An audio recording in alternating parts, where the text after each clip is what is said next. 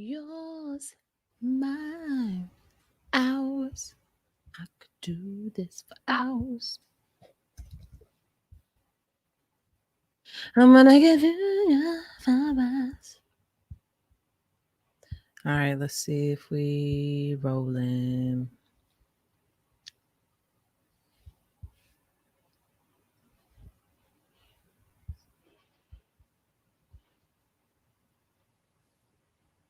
We are.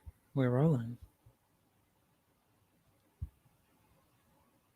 Wonderful.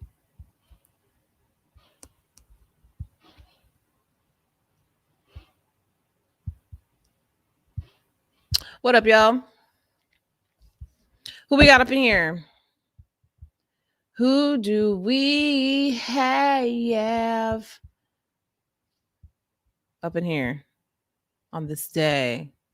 We got Rosa, we got Ariel, we got Joy, we got men's sweater. We got men's sweater. That was rude. I'm sorry.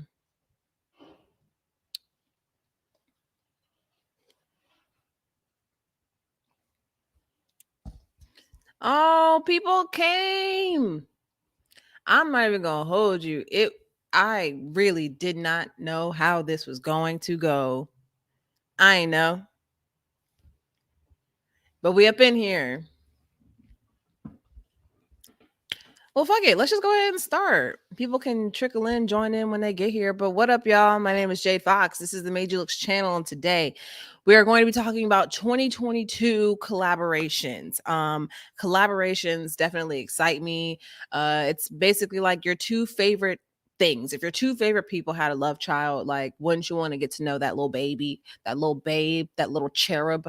And so yeah, that's what we're going to be getting into. I've got some designer ones in here. I've got some non-designer ones because I feel like collabs are such a good entry point to designer if you currently don't really partake in it. Or if if designer tends to be too expensive, like H&M. Do y'all remember when H&M did that little capsule with Beyonce? Let me pull that up so y'all can see. Not to say that, wait, Beyonce outraged that H&M intended to Photoshop her bootyliciousness. What? Beyonce was outraged at H&M? Oh, do we need to cancel H&M? Damn, this happened in 2013? Oh, no. Wait, was this a capsule? I'm going to share my screen so y'all can see what I'm talking about.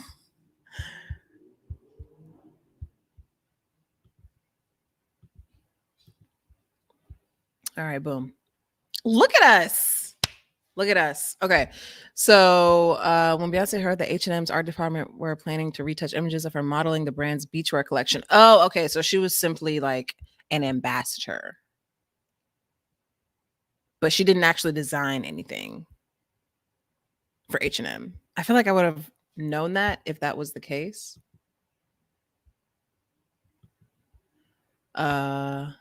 I'm just making sure y'all can't see nothing weird on my screen right now. Let me not expose me. Okay, we're good. We're good. But as I was mentioning before, I feel like collabs are such a great way for, those more $1 to $2 sign kind of like clothing retailers to collab with a designer brand, and then to be able to have access to resources to higher quality garments that a lot of these fast fashion brands cannot, well, rather will not put money into, and giving you that accessibility as well through a lower price point, as well as being able to just go to the store or go online and pick something up, other than like the very traditional ways of like real bougie stuffy. You have to develop a relationship with the brand first before you can purchase something. We don't need to do all that. Can I just go to the store and buy it? And I feel like that's what collabs kind of like give us the opportunity to be able to do. So let's go ahead and start with the first one that I feel like is one of the bigger ones. And I also want to mention that these are collabs that are happening in 2022. So these could be collabs that we will see another run of during this year. There are also way more collabs that, are going to be happening that we don't even know about yet. But let's talk about this Adidas Prada collab. I had to turn my little heater off. I was looking hot. So please leave your opinions in the chat. This is meant to be a conversation. The great thing about the Madeyoulooks channel is that, I try to keep things fairly conversational because I want there to be a conversation there. I want y'all to be able to talk to me and we can, talk about these things. So let's talk about this Adidas Prada capsule launch collab, right? So this is the third iteration of this relationship. We've seen this before. And to be honest, I don't know who this is for. So when it comes to the Adidas audience, right? Unless you are an Adidas stan, and I'm talking like you had all the Missy Elliott tracksuits back in the day, you got the forums, you got, like old school Adidas. Unless you are that type of person, I don't really understand what the appeal of this collab is. Everything's kind of boring. And I understand that it's meant to be minimal, it's meant to be sleek. It gives me, do y'all remember that scene in Charlie's Angels? Cameron Diaz, when she had to like go and like flip through literally this scene. Can I play this and will y'all see it? Oh, okay. I'm really hyped. I didn't think that this was going to happen. It reminds me, this whole Adidas Prada collab just reminds me of this particular scene of Cameron Diaz going through the little chamber where she has to like change into this little white bodysuit. You're gonna see it in a second. This is the Adidas, this is the Adidas Prada collection right here. Sleek, minimal, all white, all black, giving you quintessential like Prada, tailoring and just that quintessential Prada sportswear, like that elevated sportswear kind of vibe. And if I were to wear one of those tracksuits, this is exactly what I would do. This move right here, hit you with the boom, hit you with the yeah, hit you with the yeah, double axle, yeah, wah bop bop, pow.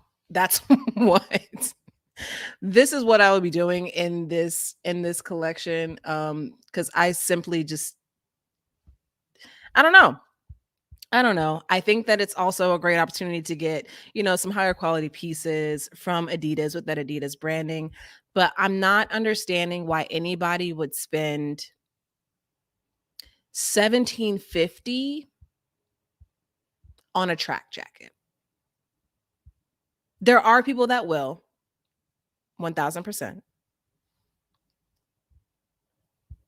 But this is not giving $17.50 to me. Let me go to my docs,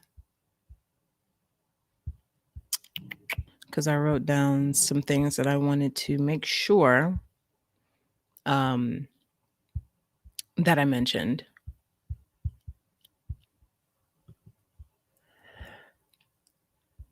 Price point is outrageous. I like the joggers, but I definitely think there are better things out there. At that point, you're buying for the brand name and not quality. This is exactly what that is. Like, this is exactly what, if you want these brands, if you want both of these labels on this, then that's fine. Even like the thing, I'm not a sneakerhead, but I do really enjoy sneakers. And there is no way in hell you're telling me these are cute. Don't lie in my face and tell me that these are cute. There is a pair of shoes attached to this AirPod case. It's giving AirPod case. There's like, what is this for? Like, I can imagine someone going on a rousing day of Six Flags and say they were carrying like 4 Tic Tacs a pair of AirPods, and like what?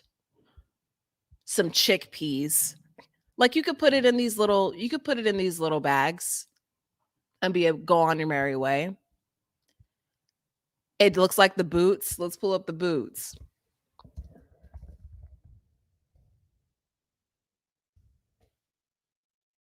Aura,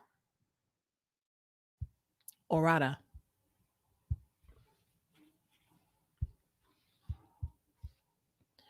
So these are the boots that I'm assuming are what those sneakers are inspired by. Those shoes have their own backpacks. They do. They do. The boots are flames. How much are these boots? Yeah, you ain't seeing $1,500 of my money, but these boots are flames. These boots are fire. To be honest, I don't even think the bag really does anything even on these boots, to be honest. Like it just isn't a styled thing. It just looks like something they just like popped on there, but it doesn't look like it's a part of this boot. It also doesn't look like it's a part of those sneakers. Um so that's my main issue with the sneakers anyway, is I just think that they're butt. Like I think they're pretty butt. Um Even I prefer the low tops over the high tops, and if I were to recommend anything, like someone from Prada or someone from Adidas is watching down on me and they were like, "You know what, Jade, even though you called us butt and you said that we make AirPod case shoes, we still want to send you something. We want to gift you something." The only thing that I feel like I would genuinely choose and be happy about, maybe this bag, but only because it just looks like a Prada bag. But those stripes underneath make it look gym baggy. So I don't know. I just feel like the Adidas kind of sports, the three stripe motif on these bags just makes the bag look less elevated. And I understand that the whole point of this is to be an elevated kind of like active wear or athleisure. Like I understand that that's what we're doing, but I feel like there could have been a more, even if the stripes were black, ooh, or if the stripes were in just another nylon but black, I think that would have been so much better. But like I just feel like the stripes just look like they just tacked them on. The bags look like they tacked them on the shoes. And I don't know. I think the bucket hats are cute. But for the 495 price point, you might as well buy just a regular Prada bucket hat. Like I find the regular Prada sport bucket hats around this price point, maybe like $100 more. Um, just look a little bit better, and they don't have this is my opinion, but they don't have, that kind of cheapened feel that the stripes are giving on this particular bucket hat. Plus, the price makes no sense. I agree. Well, it's like this is kind of like this is a really good segue actually, but this is kind of like, the Yeezy Gap engineered by Balenciaga, which the language is kind of vague and, nobody really knows what that means. It just seems like it's going to be Kanye and Demna coming together, kind of running the creative direction. Let me pull that stuff up now, actually.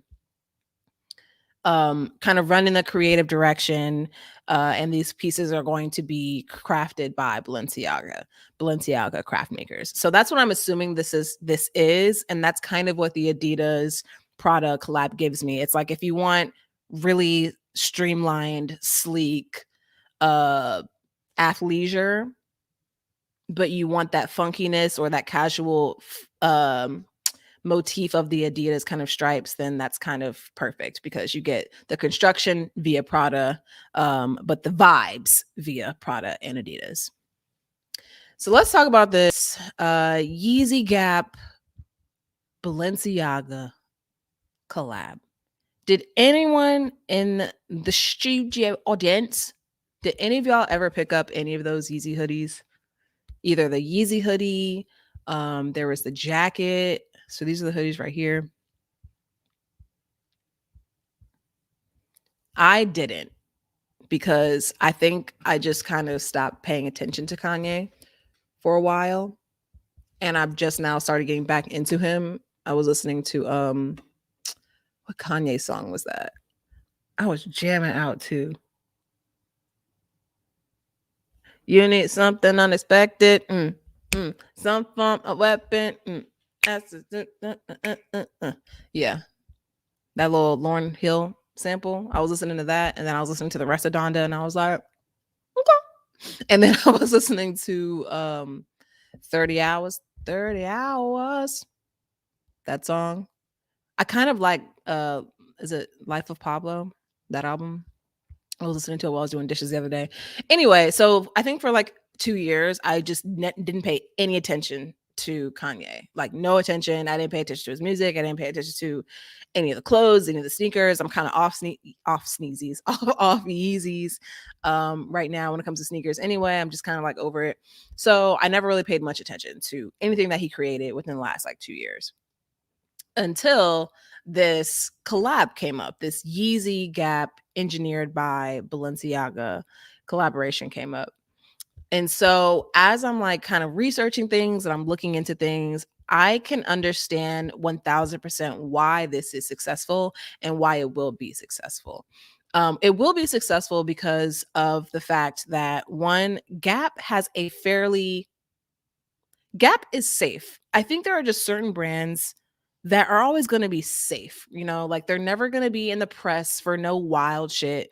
They're never going to be, have any offensive, kind of designs, that type of thing. I feel like Gap is in that category because Gap essentially is a basics line. Like they make basics and casual everyday wear for the everyday person. And so I think that this is kind of the perfect situation for everybody involved. For Kanye, with Kanye's influence, like it's just free promo for Gap, and it's promo for this collection that has not even come out yet. We all know that Kanye is great for a good elevated basic, similar to these hoodies that he did with Gap. And he actually signed a 10-year, I want to say it was like a 10-year contract deal with Gap. So expect more to come over the next few years. I don't know when he signed this deal. I want to say he signed it in like 2019. So we're going to keep seeing these kind of like sporadic pieces that come out from Kanye and Gap. And I think that this collaboration that's going to come out, it's very smart. I think it's a super smart collab.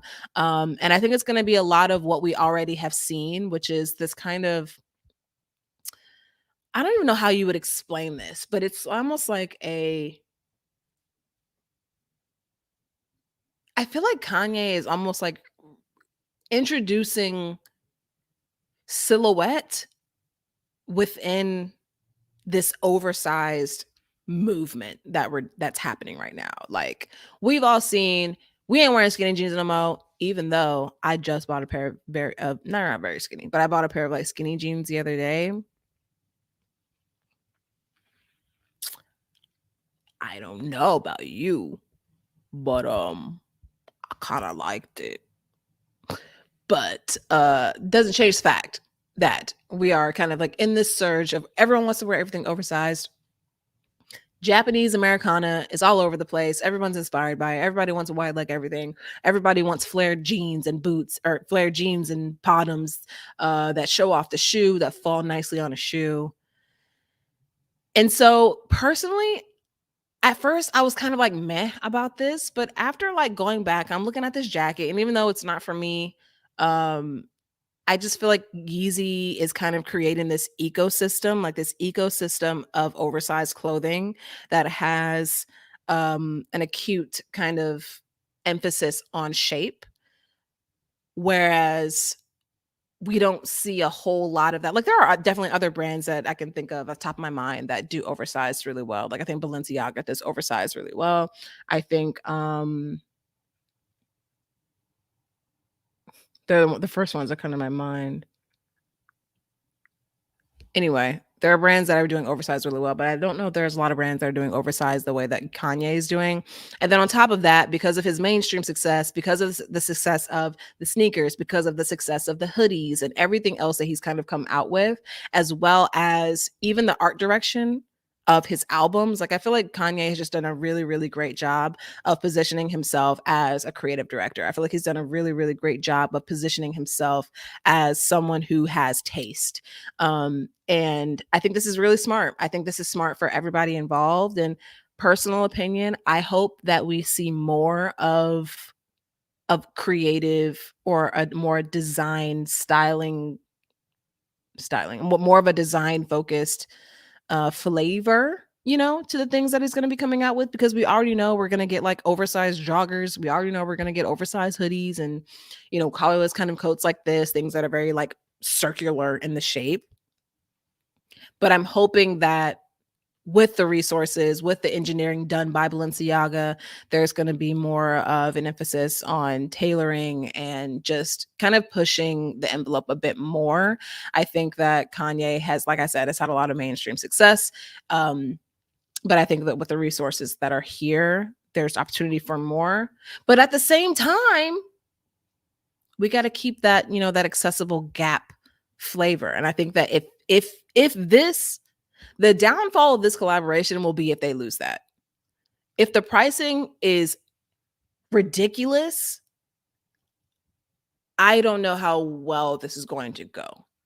But if the pricing makes sense, and I'm saying this as someone who thinks that this is going to be high, like I don't even know how much this jacket was, but I know the hoodies were going for like $90. Um, I think a Yeezy Gap hoodie engineered by Balenciaga will run you like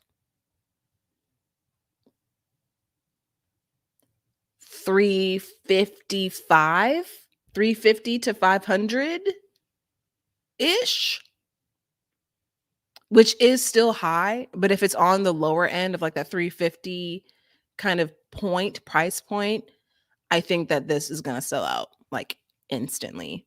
But if they go brazy with the pricing, I just think that with Gap being involved, people are assuming that these are going to be coming, along the same price points as these hoodies that, he put out back in the day. So what do y'all think? Let me see what y'all are saying.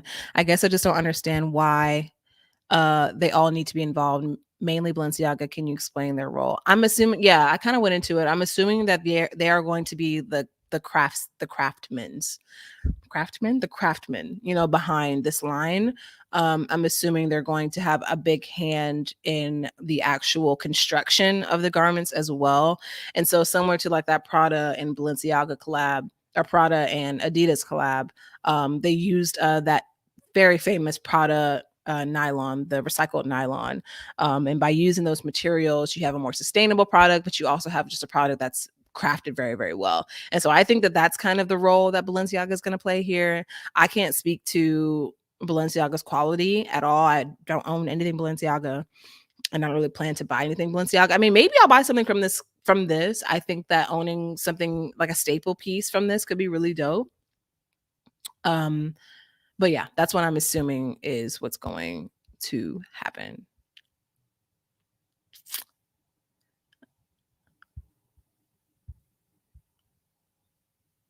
Yeezy tends to style well, so I'll be interested in seeing what all the brands bring together.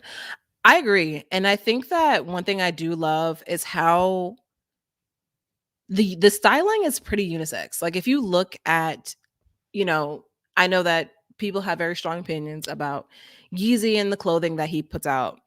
But if you were to really look at the items that he's put out, matter of fact, let me just pull it up. Yeezy season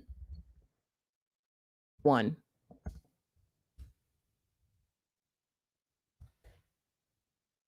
Let's do fashion show, but I just want to make sure I'm not eating my words right now.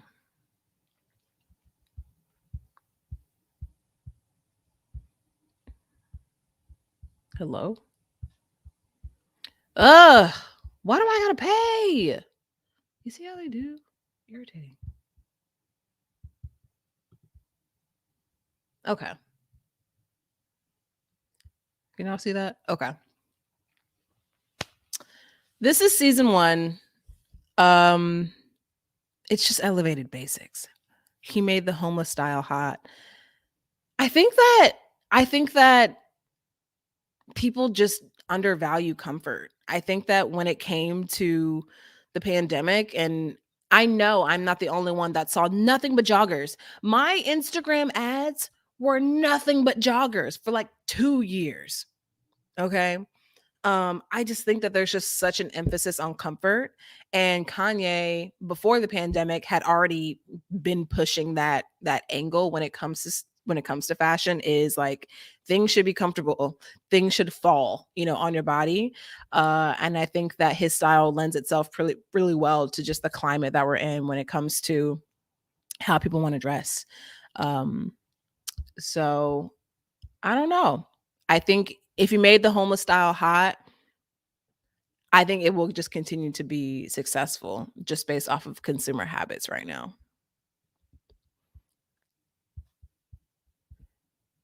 I'm going to cop. I think 350 to 400 is about right. Just gauge from the Balenciaga Donna merch. Shirts were 2 to 300. Skims Fendi pricing for clothing was like 400 for tops, 1200 for dress. Yeah. Yep, yep, yep. Yep, it's going to be, yeah, I think Emmeline, that's pretty. Um it's basic with plus plus A plus plus quality. I think that's exactly what it's going to be. So if you're a basics girl, if you love a nice oversized hoodie, if you love comfort, I think that this is going to be the collection for you. And I'm really hoping they don't go crazy with the logos. I enjoy a nice kind of like nameless, faceless piece. Do you know any alternative places to get hoodies like Yeezy/essentials? Um, I like Los Angeles Apparel. They are a controversial brand. I know the creative director, or rather the owner, is a scumbag. I haven't purchased anything from them since learning this information, but I think they're probably like your next best bet. Find hoodies. Yeah. So here we go. So $74. You got your neutrals. You got, oh, this is a really pretty. Ooh, this is pretty. This will probably be the closest thing I would say. But as I mentioned, everybody out here is trash. So, yep, great pronunciation. Just put the French E. What's a French E? It's French. So, Emil, what did I say before? Ameline, Ameline, I'm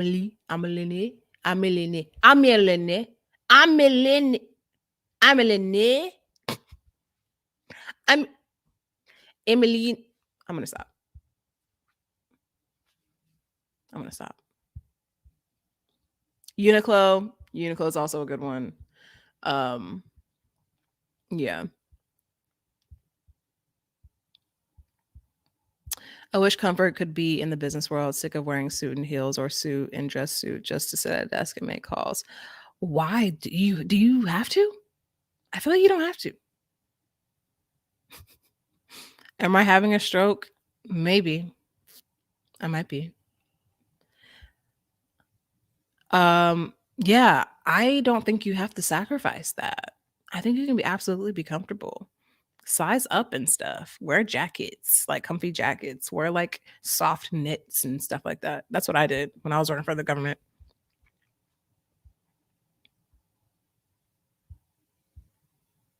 I feel like the Don Tolliver I feel like Don Tolliver wore that blue coat in the way bigger video. It was interesting.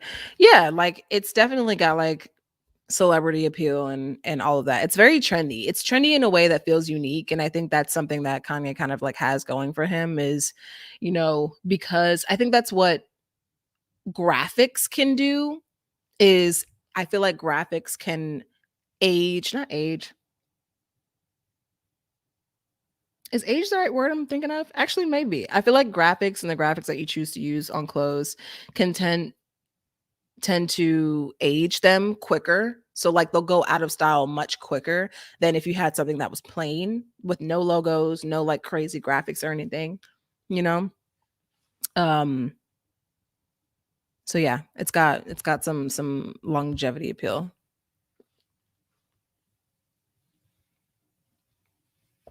I'm getting more into the oversized Japanese women's streetwear scene. It's so good. Y'all, okay. So this person, Bobby from State Farm, Bobby from State Farm, I don't know you. That's my purse.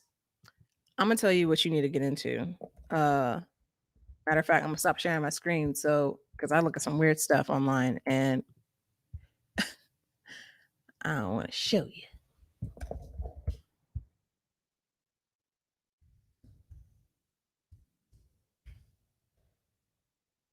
There's 2 YouTube videos that are so good. There's this one that's a slice of heaven, honestly. Her looks are everything. And Nakamura.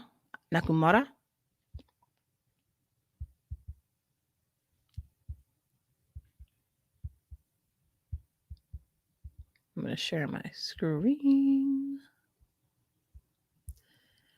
Like, it's giving everything that needs to have been given. Please watch this. Please watch this video. I'm gonna link this in the chat. But it's like if you love oversized clothing or just like comfortable, loose fitting, non-form fitting clothing, but you want it to have like, because like one thing about oversized clothing, it's so easy to just look like you just threw some shit on. But like to be able to have something oversized, but it looks curated, like it looks like it took time and it didn't have, it's almost like a strategic oversized aesthetic that I feel like she has. And it's so good. It's so, so, so good. I'm gonna put the link in the chat. It's bomb. I'm gonna actually scrub through this a little bit. Like this boot with this giant sweater. This is my girlfriend's aesthetic to a T right here. So good. There is this one look. Ooh, it's this one. This one. I want you to watch this. Watch this.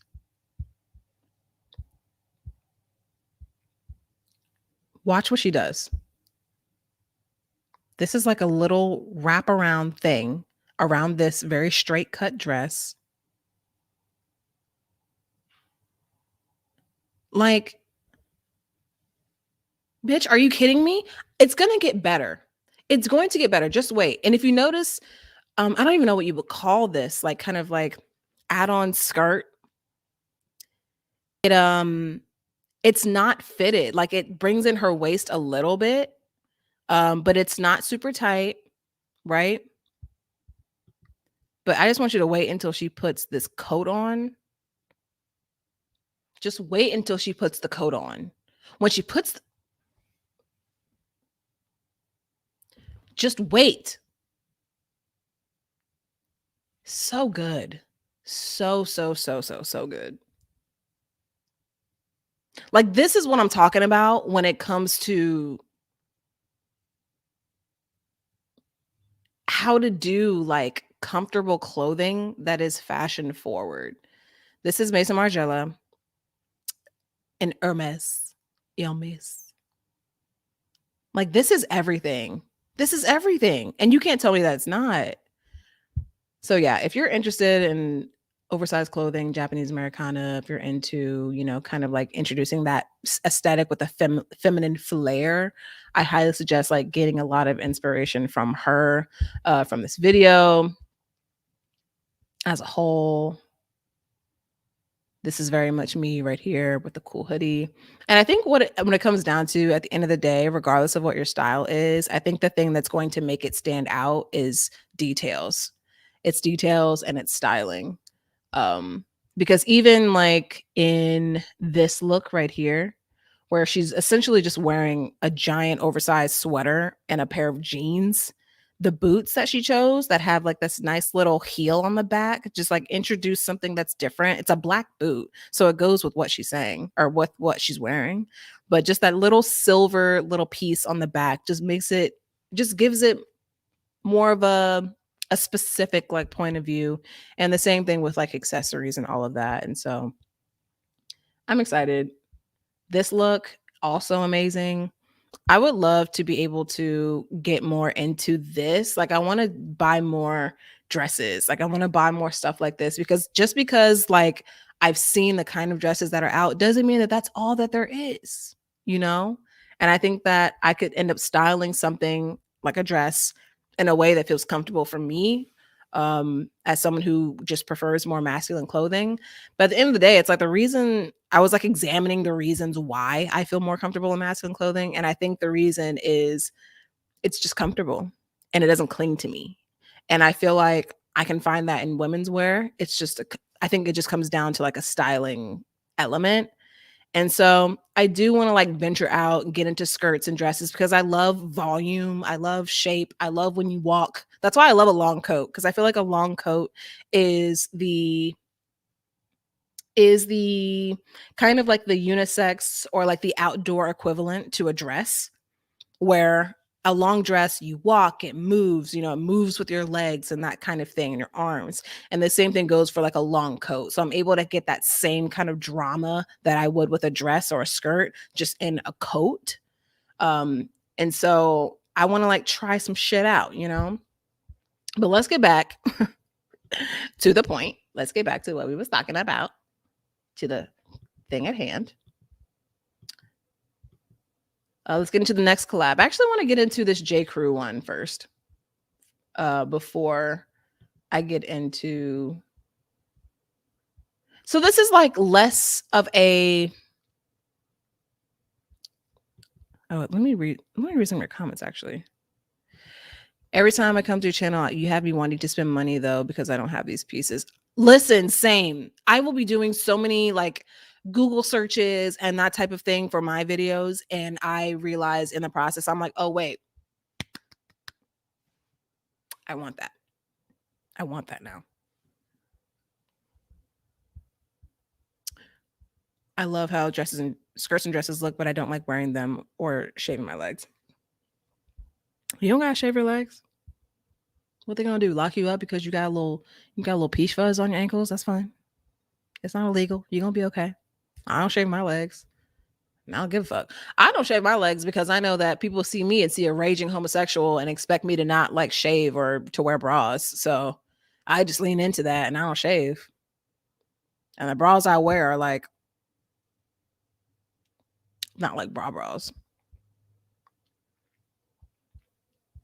When you've got a long coat on, you feel like a superhero. Exactly. I agree. My goal is to find perfect balance of mask and femme with my clothes. Same. Fucking same.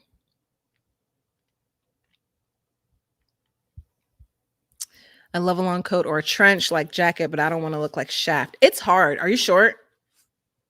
It's hard. It's hard to find like a good long coat that doesn't drown you. Like I have this one coat. I actually gave it to Jaden, which doesn't make any sense because Jaden is shorter than me. So if it drowns me out, it's definitely going to drown her. But it's this long black coat, but I feel like Andre Leon Talley when I wear it. And that it just completely like all you see is my head and like that's it. Normally, if I was like Adele shitting on a stage singing about I will let you close enough to me. If I'm not on stage standing still, sitting there, I don't need to have a coat like that.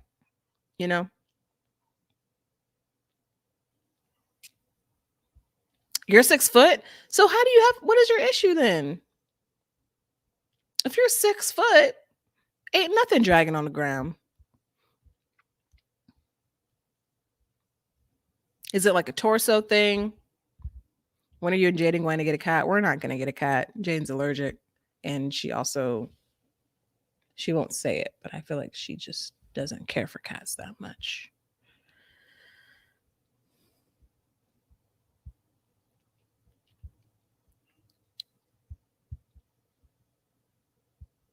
Where are we going? Chat. Love experimenting with mask femme balance, but hate how it makes me feel like an awkward teen again because I don't know what's right yet. Honestly, if you don't feel like, ooh, yes, before you leave, change.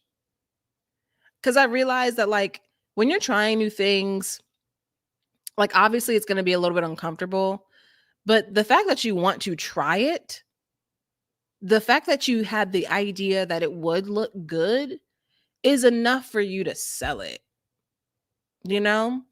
And so I think when it comes down to it, when you have it on, it might be just a styling thing. I'm with you. Your feelings are valid and I understand. But I'm saying that awkward teen kind of feeling that you're talking about could just be a styling thing. I have this really beautiful and long marine Sarah PVC coat, but it drowns me out. I don't want to get rid of it though. Aren't those the worst? Listen, y'all got to get rid of your stuff. I listen, let me I am queen of never getting rid of things that I think are really dope. But the reality is that if you don't wear it, it doesn't have value. And that's taking up room in your closet for something that would. Also, you can also go to consignment shop. You can gift it. If you have any friends who would be interested in that, I think gifting that type of piece to a friend will be really special. I'm just there are just things that I have in my closet as well that I think are just so tight. They're so tight. Literally because I can't fit them anymore, but also figuratively because they're sexy. But I don't wear them because I can't fit them or it just doesn't make sense for me anymore for the current state that I'm in. And you got to let them go. It's difficult. It's difficult, but you got to let it go.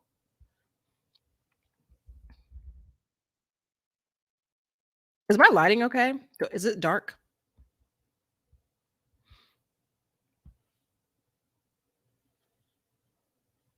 I'm 5'5".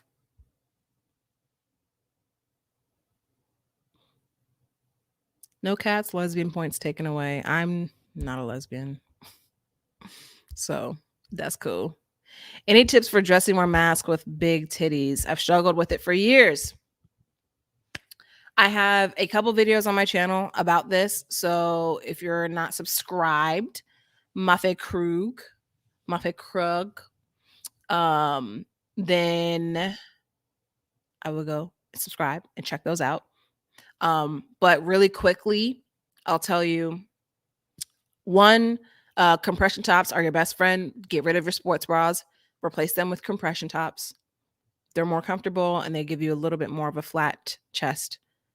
Number two would be go for loose or like kind of like boxy shaped things. Layer as well and make sure that your layers are different sizes. So if I'm wearing like a really tight shirt, right, which I never would, but if I'm wearing like a really tight shirt, I'm not gonna wear a fitted coat on top.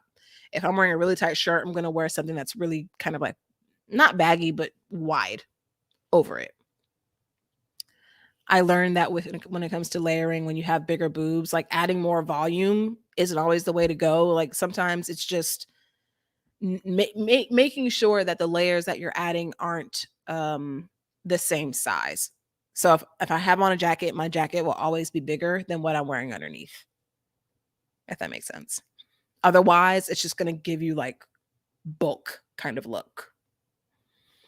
What else? What else? What else? Go on my channel.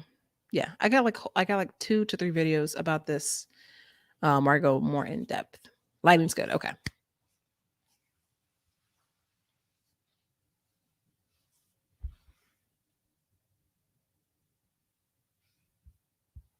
I think there are ways that you can make skinny jeans work in this day and age. Y'all, people be wearing skinny jeans still. It's okay. Like I think I definitely engaged in this conversation in not the most accepting like way or like welcoming way. Like you can wear whatever jeans you want. You can wear whatever jeans you want. I think the only jeans that as a collective we've all said, sis, burn them. I think the only thing that we have all said is worth being put on fire is the super, super skinny spray-on jeans. If your legs, if you can see the folds in my kneecaps through my jeans, they're too tight. The thing is, y'all seen the dancing gorilla? Wait a minute. This is exactly what I'm thinking of. The dancing gorilla, the guy who dances. Is that what his name? It's something like gorilla. No, muscly. What did I? Muscly guy who dances in the mall. TikTok.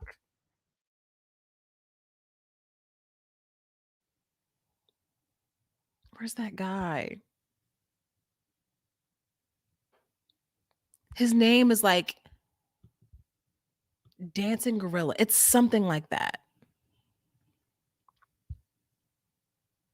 Anyway, whatever. Yeah, my legs look like two lit matches. Whenever I have spray on skinny jeans, it just looks stupid. It doesn't look proportionate. I have a high butt. It's just weird. It's weird. It's not a vibe. But let's move on. I wanted to talk about something that I found out recently.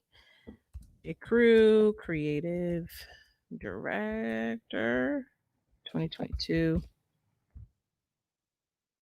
I recently found this out that Brandon Babenzine is J. Crewman's new creative director.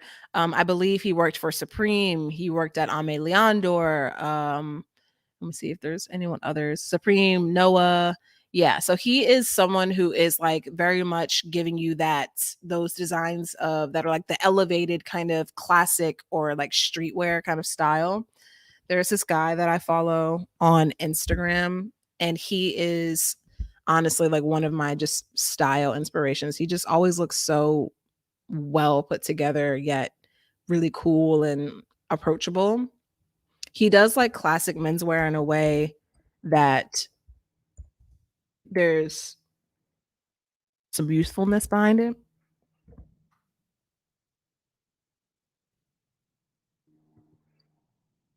Him share my screen. Wait, you hate who? Who do you hate?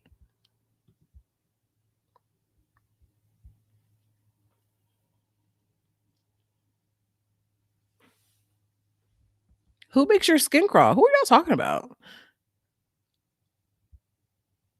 Oh my god, I had a jeggings phase. Not a phase, a whole phase.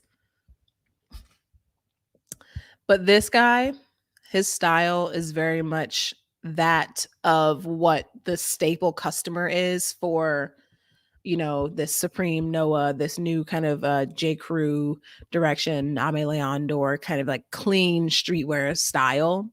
Like I feel like his is just so good. There's another one. Just very well curated. This is a good look. And he's all over my channel.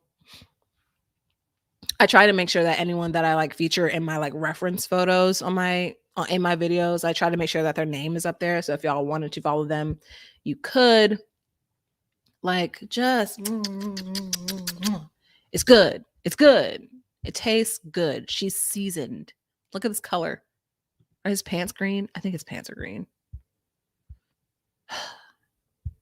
Perfection. Anyway, so J. Crew has got a brand new creative director. Oops, we're not there yet. Oop, where am I at?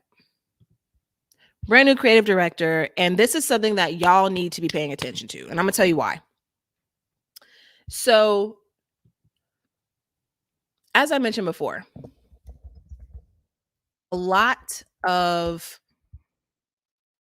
the older fast fashion brands that we would buy from, I'm talking Hollister, I'm talking Abercrombie, I'm talking Aeropostale, J. Crew, Banana. Like I'm talking all of these people are adopting this aesthetic. They have identified that the surfer tees, the extra low rise, like super ripped up jeans are not a vibe anymore. We're not going to be wearing gas masks into Hollister's anymore. What the girls want is a good knit. What the girls want is a very flattering pair of straight leg pants. What the girls want are cardigans. What the girls want are polos. What the girls want is elevated, youthful, streetwear infused classic clothing, right? And so a lot of these brands that were kind of in this early 2000s, mid 2000s moment where they were succeeding are now hiring people like Brandon to come design. Because if you've noticed, if you're on TikTok, then you've seen this. Excuse me, she's congested today.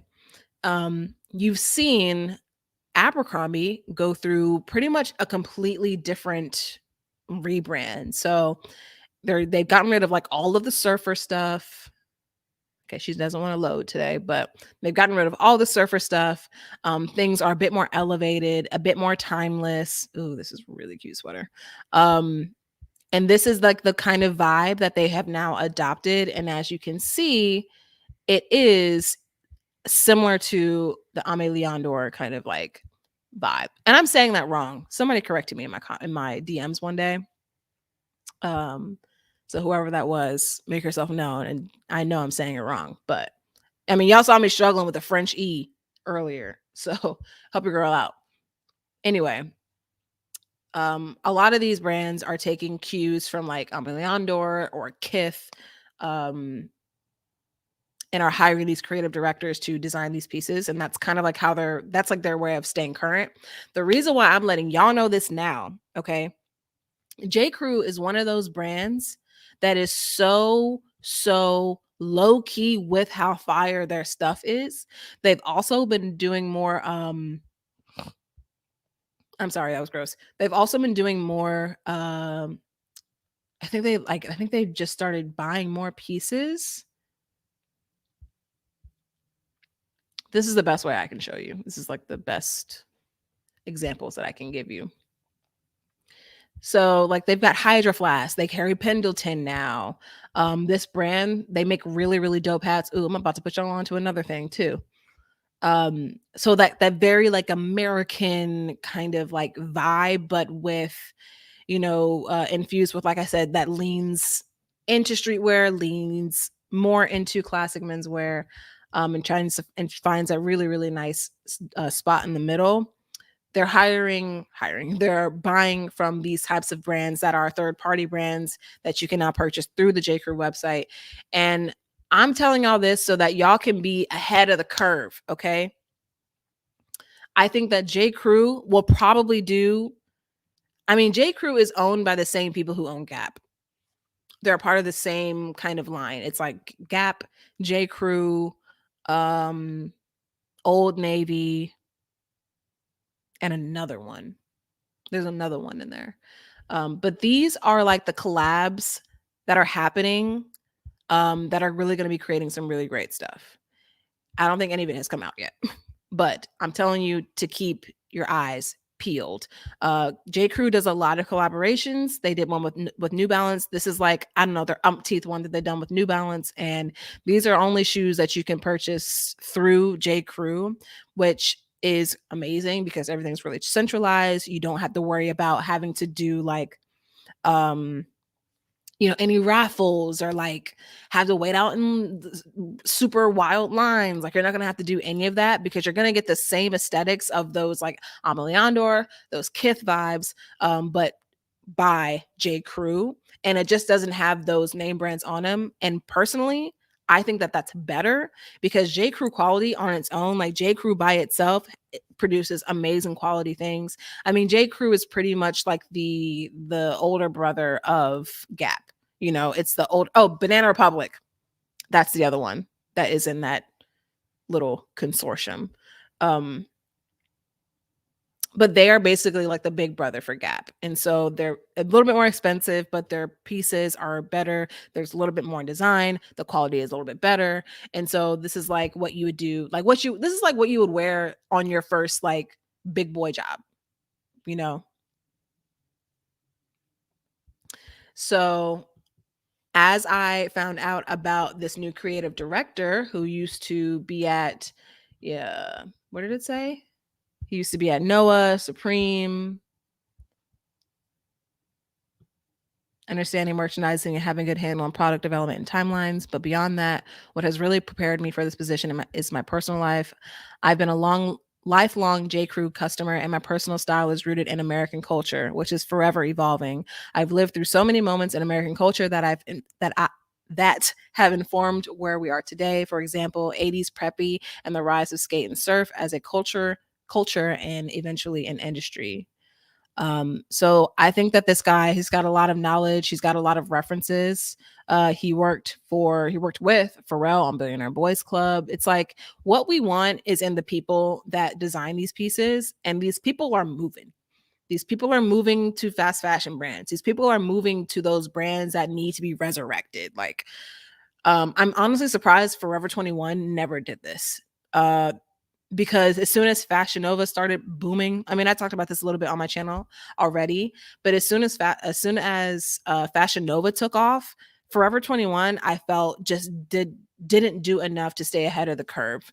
They didn't do enough to be a true competitor, and so a lot of these like brands like Abercrombie, Hollister, Forever 21, a Cotton On, like they're gonna die.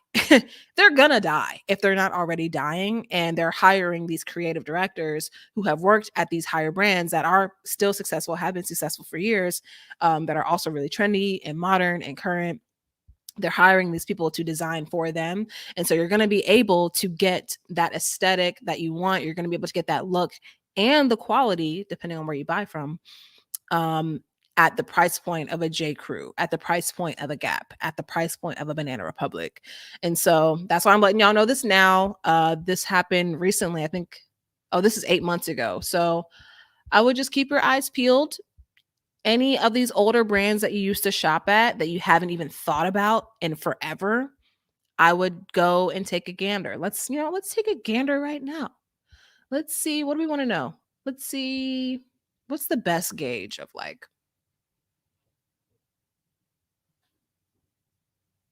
let's do jackets. Let's do like outerwear. Let's see how we're pushing the envelope. That's beautiful. That's beautiful. This is cool. This jacket, what is this made of? It's a fully wool jacket. It's got some, I hate this extension. Okay. Oh my God. I don't want to say money right now. It's wool, whatever this Primaloft insulation is. So it's going to be warm, I'm assuming, spot or dry clean. Like this is a piece that would easily be $500 to $600 on Kith, $500 to $600 on Supreme. And the only difference is there would be a little logo right here.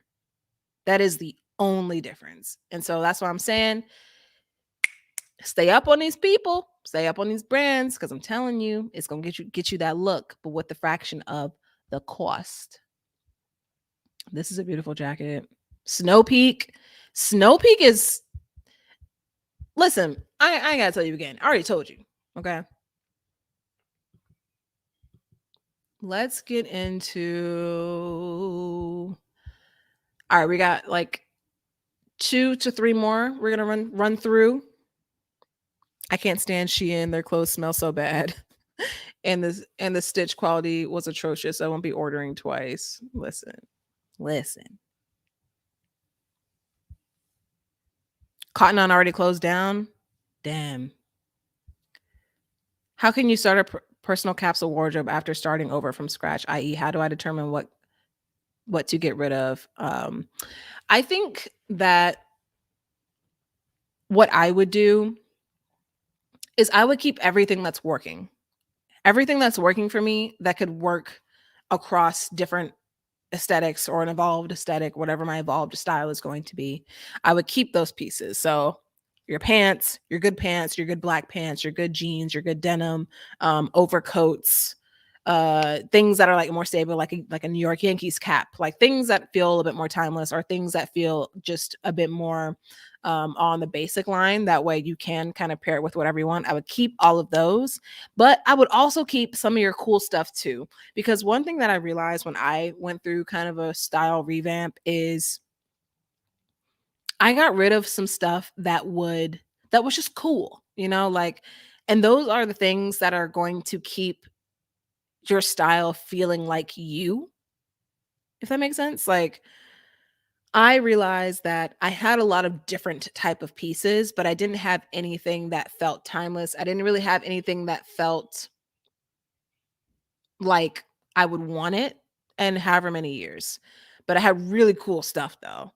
And so when I went through this kind of like style evolution, I kept some of those more cooler pieces. I'm trying to think of like one off the top of my head.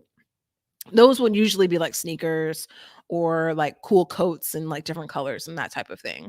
Because essentially what I would do is I'd put together like that kind of like elevated whatever style outfit. I would put it together. And then I could top it off with a coat that I've had for however many years that I love, that's cool, because that would bring it down and make it feel a little bit more real and like realistic and less like I'm stepping into this completely different aesthetic or this completely different style that may not feel 100% like me, at least not yet. But incorporating those pieces that that you love and that you're going to love for a while with, the kind of style that you're going to move into, I think is the best way to do it. Fashion Nova and Shein are killing Forever 21, to your point. Exactly. Shein, that's a conversation for another day. But what is Gorp Core? Is Gorp Core the like Euphoria, like bondagey kind of, not Gorp corn. I don't ever want a spoonful of Gorp corn.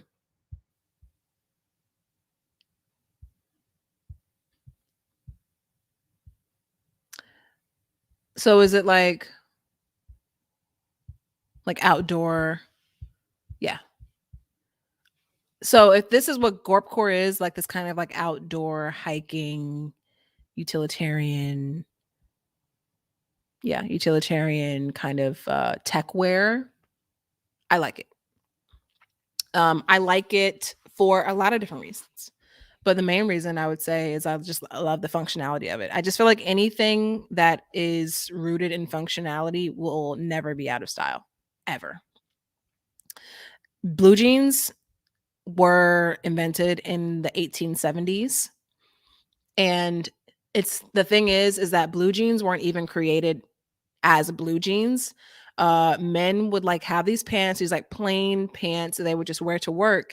But when they would started getting more into mining, or when they started doing more of like hard labor, the pants around the seams would just get destroyed because it couldn't support all of the movement and the stretching and just everything that people were doing in these pants.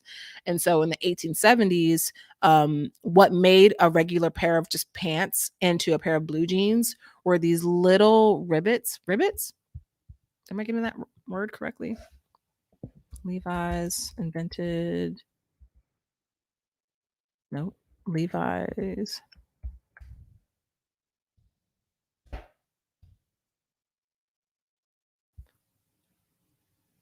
Yes, rivets. Yeah. So basically, what they did was they put rivets onto certain parts of the pants where there would be the most kind of friction or the most pulling, basically. So where all of those areas where damage would happen, they added these rivets to be able to make them more durable. And so blue jeans to me will always be something that is timeless because it was something that was created out of function first. Like, this is something that we made specifically so that y'all could do, X, Y, and Z and them.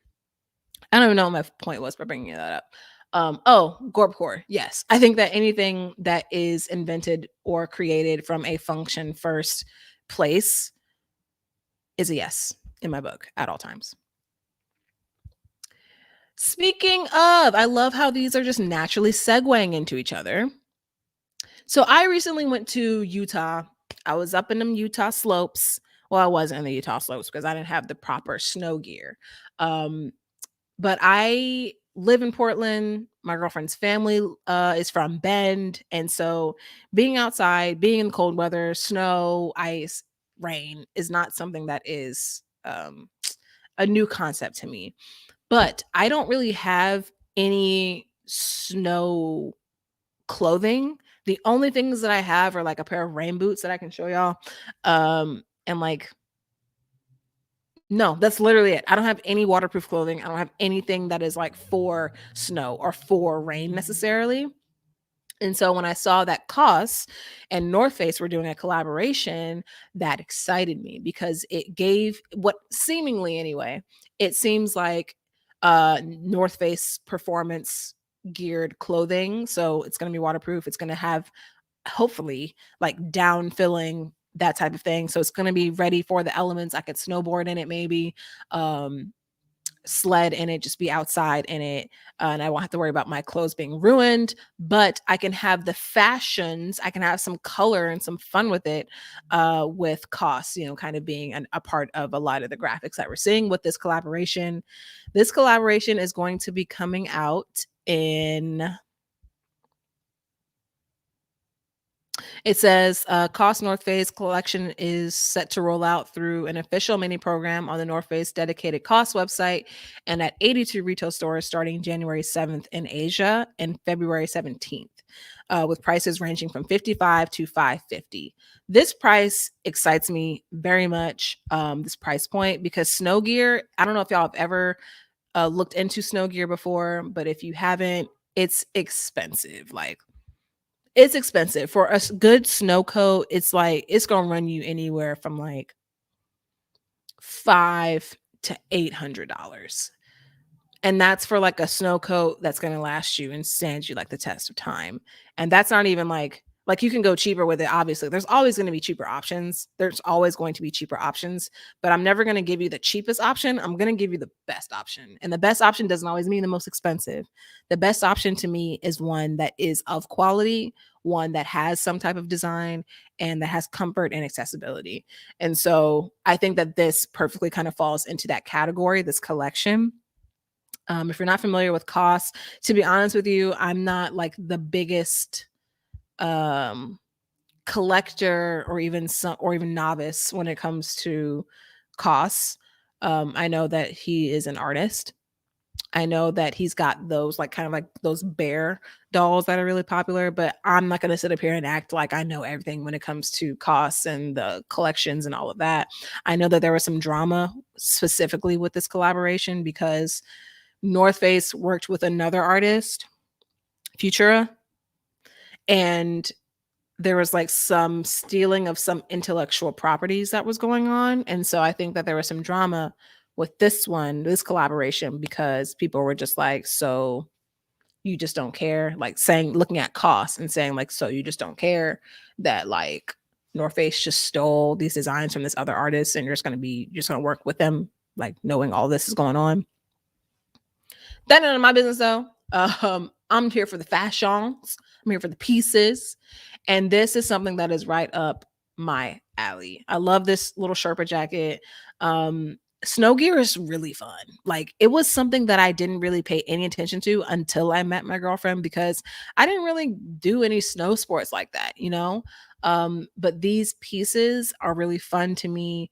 They're a little less serious, and I would feel good snowboarding in this. Like, I would feel good, just going to some type of log cabin or something like that, being in the snow with my cool little Cost North Face pieces. So I'm definitely gonna try to cop a piece, whether it be like a pair of like snow pants or a jacket, just so that I have something. But I'm like very slowly like creating what my winterized, snow sport kind of like pieces are going to be looking like. And I'm just trying to see if there's anything else that I need to mention. Um, if you live somewhere that is cold, I think that this is worth it. This is one of the collabs that I do think is going to sell it really quickly, because it's just really cool. I feel like it hits a lot of points. I feel like it checks off a lot of boxes. The price point is right. I mean, it's expensive, but snow gear, Northface is expensive. You know what I mean? Like Northface is expensive, snow gear is expensive. Anything that you were going to wear out in the elements was going to be expensive because uh those materials are gonna be they have to be durable. So they can't make you anything cheap. And with things that don't come cheap, you gotta pay for that stuff. So let me know what y'all think of this collaboration. Is this something that you would realistically buy? Are you, the kind of target audience for this? Or is this something that you would buy from if it just made sense for your lifestyle? I live in Sweden and can confirm a good snow coat that's going to keep you warm is going to be in that price range, 500 to 1,000. Yeah. Cuz the thing is like once you have been in snow, you will understand that like something this thin ain't going to cut it. You're going to need like something that was specifically insulated and created to be able to withstand these things. These won't be accessible. All the bots will buy these up. You think so? I just downloaded so basically North Face launched their own sneakers app basically. That's what it was getting at when it said yeah, that it's set to roll out an official mini program on the North Face dedicated KAWS website, and that's through their little what is it called? Let me just find the name of it so I can give it to y'all.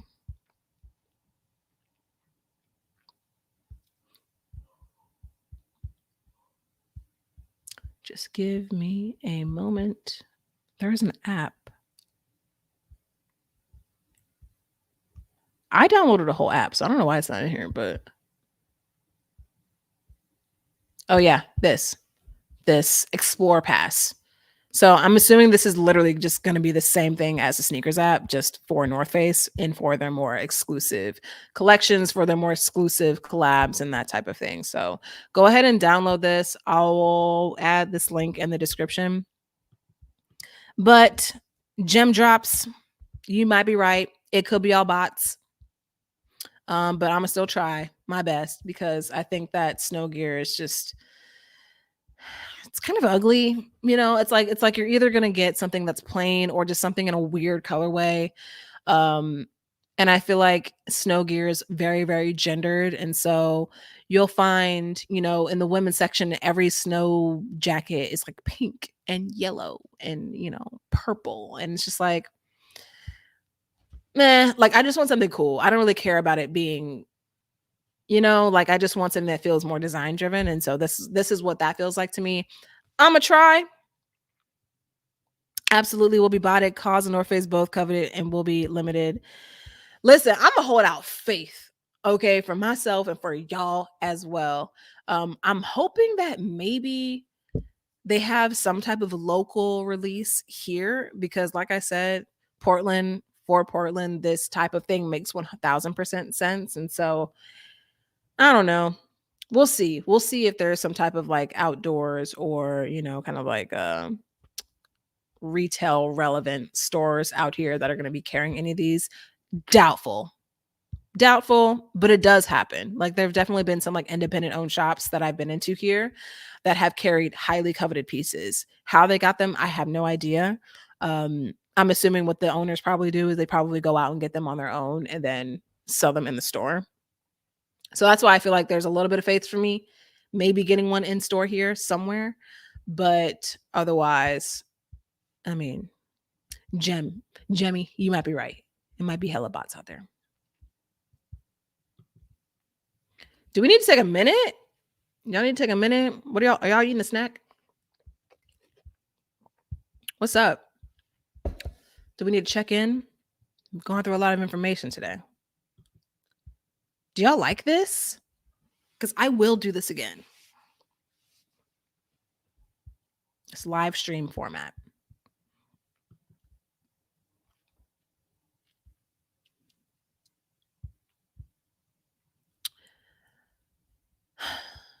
But if y'all are good, I will just keep going.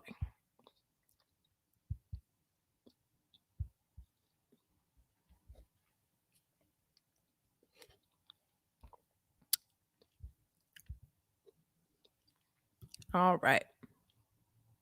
Oh, you having a good time? Mm, mm.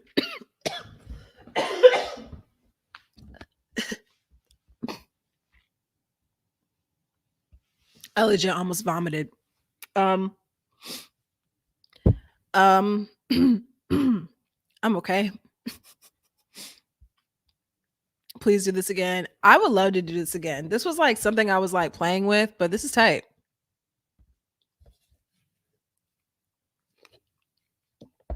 Ooh, pizza sounds good. Pizza sounds bomb. Do this again. I like it while I'm drawing. Oh, what you drawing? What you drawing? Ha ha ha. Ha ha ha. Emeline. Emeline. Ah, but of course. But of course. Emeline. I'm sorry.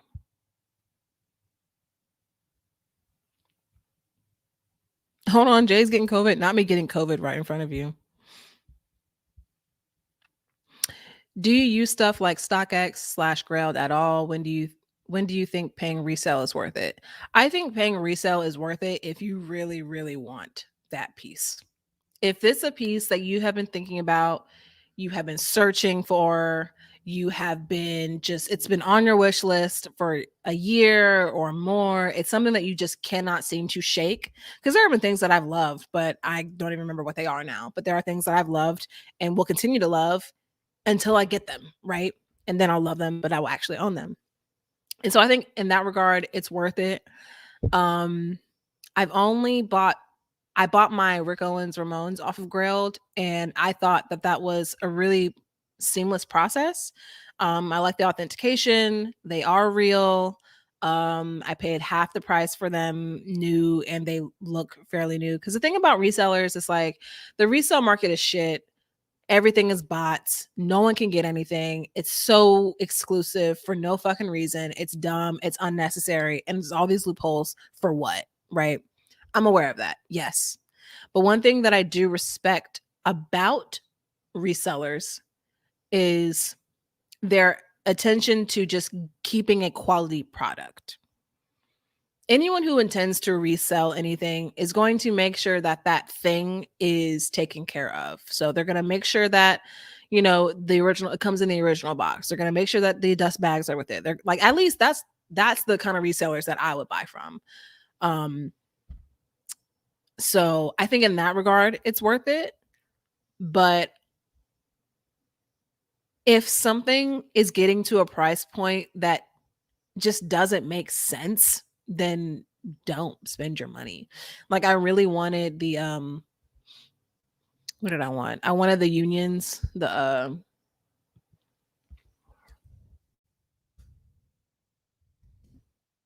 you know, I know you know what these look like, but I figure I have the screen sharing feature, so I'm gonna share it.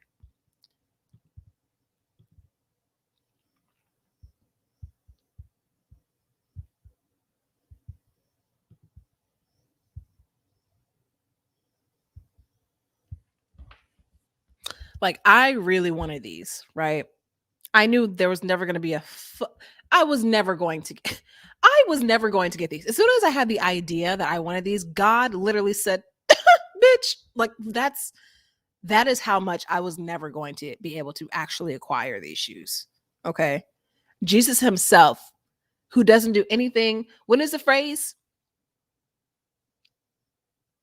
Something about God making plans for you. God made absolutely no plan for me to get these shoes at all.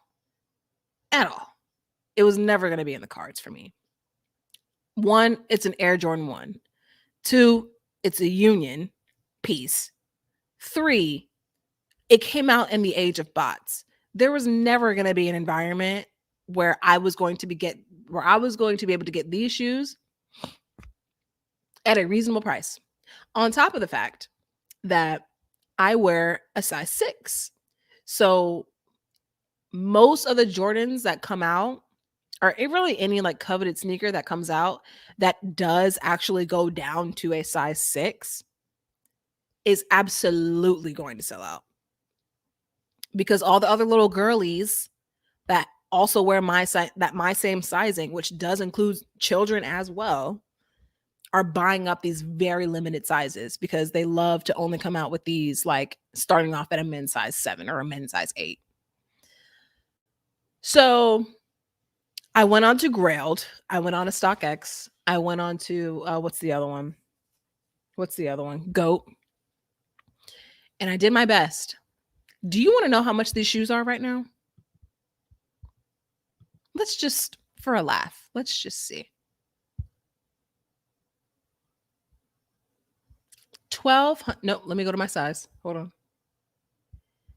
$1,500. Yeah, girl, no. I'm not. That is my rent in a sneaker. As much as I love these, I'm not about to spend my rent on a sneaker. There are times where I will have money to spend and I simply don't because I can't get past the ethics of it. Like I can't get past like the bigger picture, which is these cost my rent. And this may not even, is this condition new? Yeah, like I'm not gonna buy that. I'm not gonna buy that. That's insane. And then on top of that, I need to also be mindful of my environment. I don't have a lot of space for my clothes. I don't have a lot of space for shoes storage at all.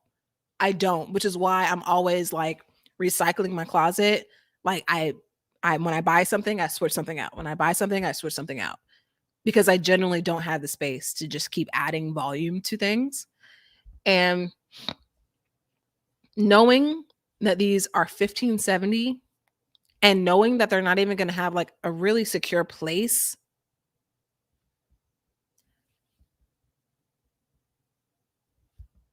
it's hard for me to find the justification.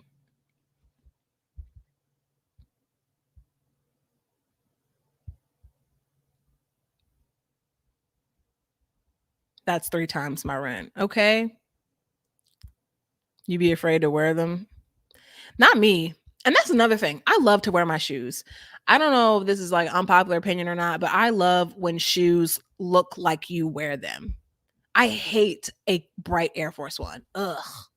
I hate an uncreased, like cocaine purified Miley Cyrus, just shiny new veneers on Nene Leak's ass, just pure white, new glossy Air Force One. I do not like them. I feel like certain sneakers, they should look worn. I'm not saying they need to be dirty. I'm not saying you need to take them through the mud. I ain't saying you got to go play kickball, in the middle of a volcano in your shoes.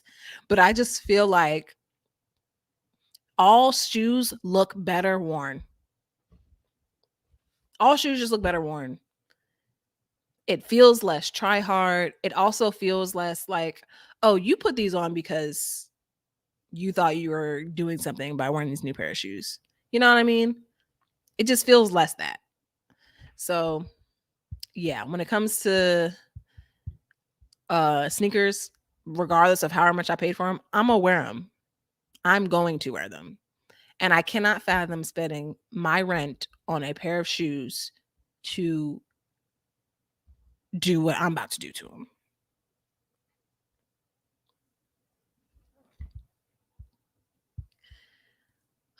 But anyway, let's get into these last couple collabs and then we're going to end this thing out here. Let's try and get this done by 1:45, okay? Let's try and do that. Let's get this done in the next 20 minutes.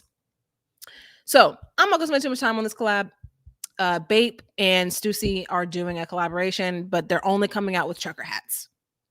That's it. And I'm not mad at it. It's what the people want. It's giving the people what they want. And they're not bad looking trucker hats. And they'll probably be at somewhat of, oh, wait, they came out yesterday. Let's see. Let's see if they're sold out. Let's see if the bots came, Jimmy. Bape.com. Here we go. Oh, she sold out. The black is sold out. The pink is sold out. The purple's cute. Purple sold out. And the yellow sold out. Let's go on StockX. Let's see. Is it front page? Damn, she's not even front page. They said cute, but not front page worthy.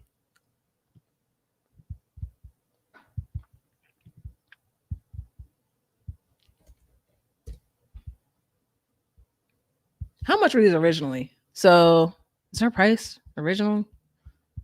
Also, can I get a little English?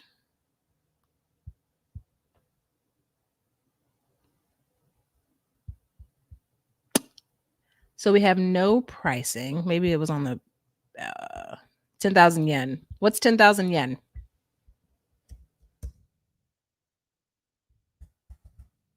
Yen to $87. So it's probably like around $90.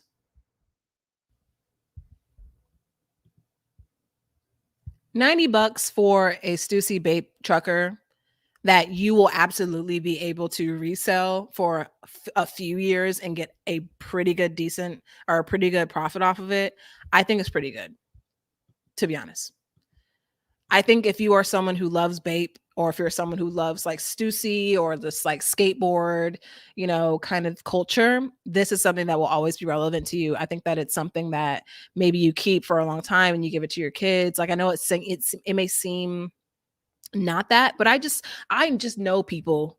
I know people who not only wear Stussy, not only wear Bape, they are Stussy.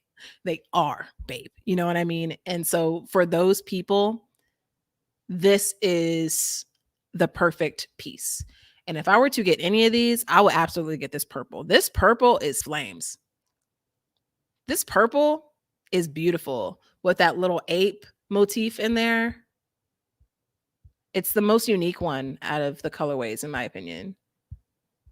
It's a very like rich, pigmented, nice purple. Magenta, yes. This color also is very underrated. Magenta is an underrated color. Everyone goes up for pink. Not a lot of people go up for purple.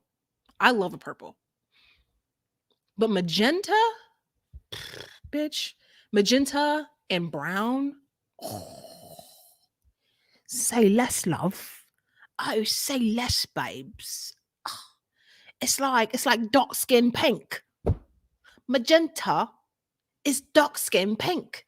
It's the dark meat of pinks. It's great. It's great.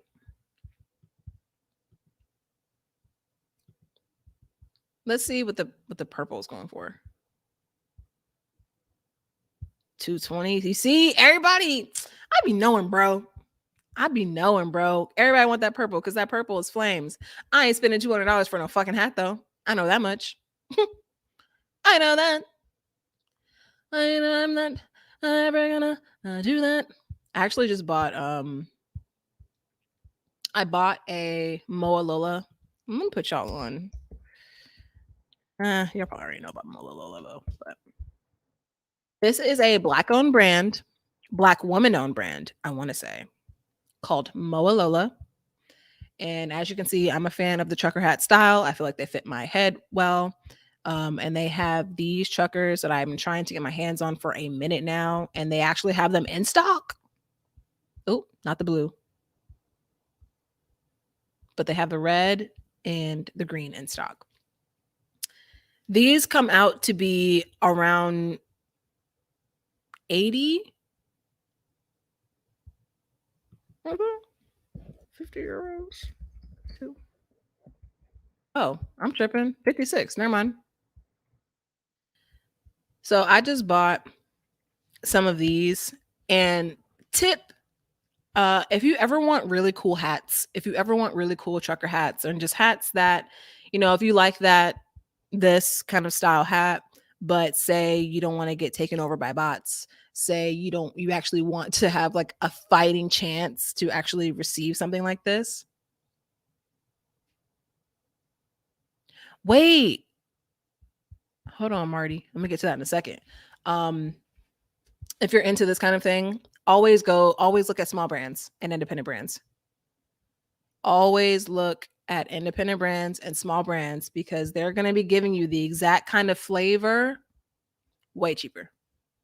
Way cheaper, oftentimes better. So I bought 2 of these.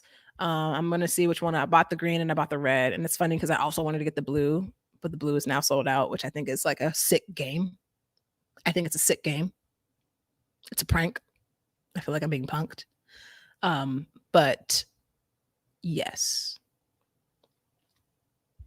But Marty, they had a controversy where they stole small artist designs that they said they wanted to work with, but then ghosted.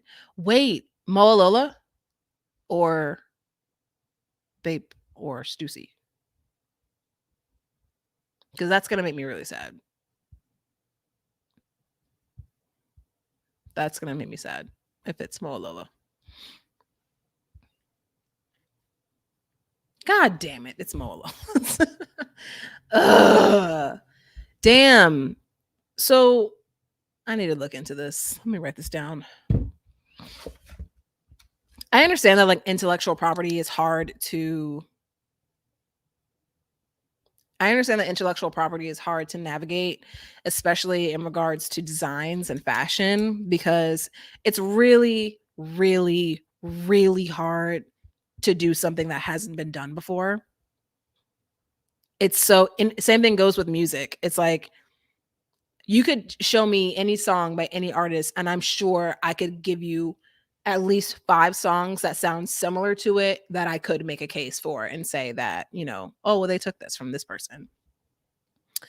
But that sucks though, because, and I think people take advantage of that. They take advantage of the system, knowing that it's really hard in courts anyway to argue when it comes to intellectual property, because like I said, it's so hard to say that something is original nowadays.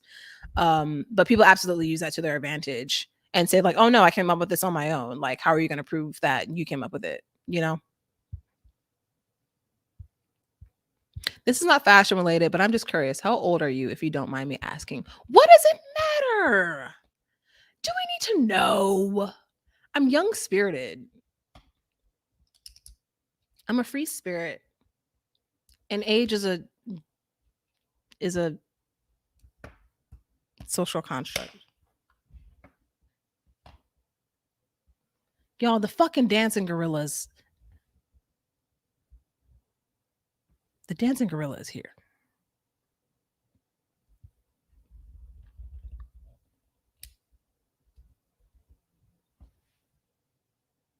The fluffy hats they came out with were stolen from a small artist. Oh no. Are those on here?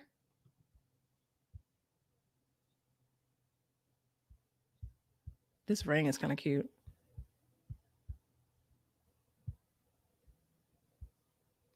Are you talking about these beanies or these little pointed hats? Or is it not on here? That sucks. I hope that artist got what they deserve, though, whether that be monetary or they won some type of. I mean, I guess if it's on literally their website, they will lost, but that sucks for them.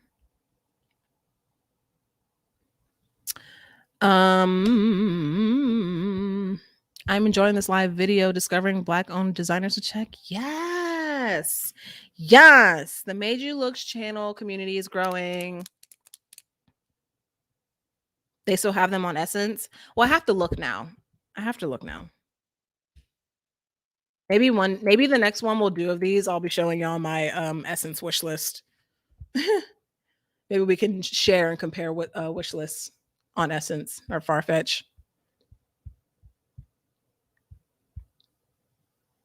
But this little screen share thing, game changer. Oh, these are these little headbands. These little headbands are ugly, but I mean, this hat's kind of ugly too. But it's cute conceptually. For a photo shoot, I see it. For a very specific outfit, I see it.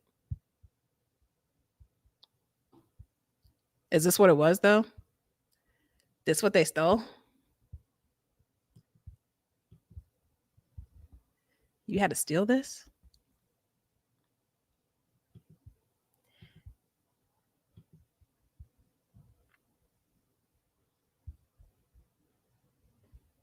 To each his own. It's not for me, but I hope that that artist got what they deserve. Like I said, they clearly didn't because it's on the website right now for $255.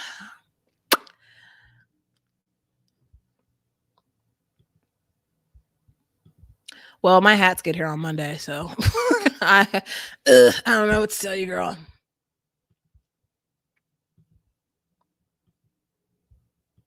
I just noticed this morning. Yeah, she stole a whole line of color ones, questionable design. I'm 30, by the way. I don't care. I'm 30. I'm 30 and I look appropriate. Anyway, I'm not going to spend too much time on this because I want to wrap this up in the next like 10-ish minutes. But I saw that Dior and Birkenstock, surprisingly, were having a collab. And I'm here for it. I'm here for it. This is fucking cute. Bitch, a clog with this Dior buckle? Bitch, this is fucking cute. Look at these black ones. These are cute. I'm here for it. 1000%. So they first debuted these recently, their fall winter 2022 collection for Dior men's. Dior men's far superior than Dior women's. Far superior. As someone who owns nothing, as someone who owns not one Dior piece. I don't own a Dior napkin. I couldn't wipe my ass with a Dior toilet paper. I don't own shit. But these, I would absolutely buy these 1000%. If these are moderately priced, because Rick Owens and Birkenstocks did a collab, and those ran for like $5 something, I think. Birkenstock also did a collab with Jill Sander, and those were sexy. I'm about to show y'all those.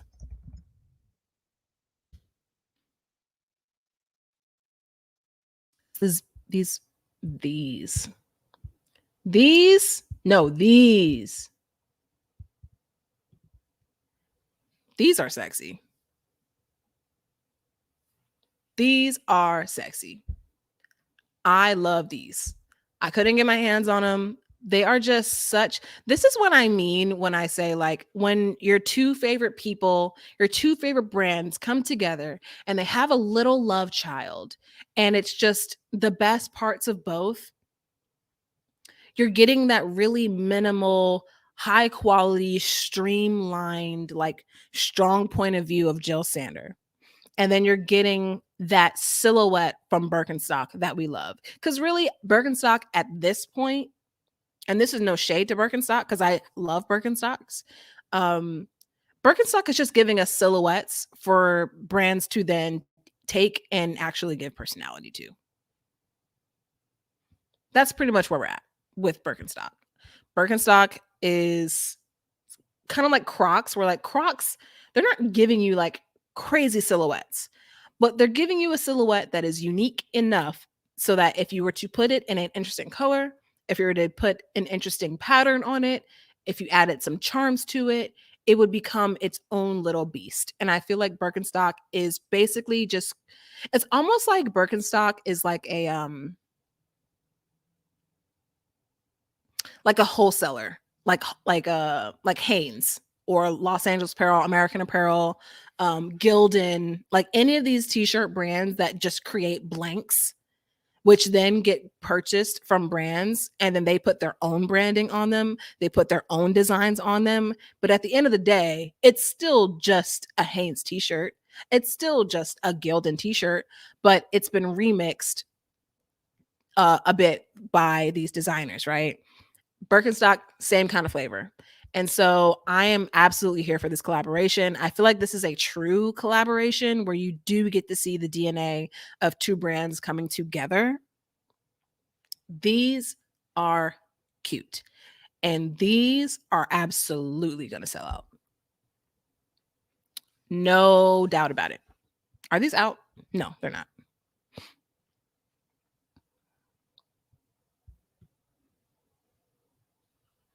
It's something that creative director Kim Jones, ever keen on collaboration, seemed aware of the from the jump.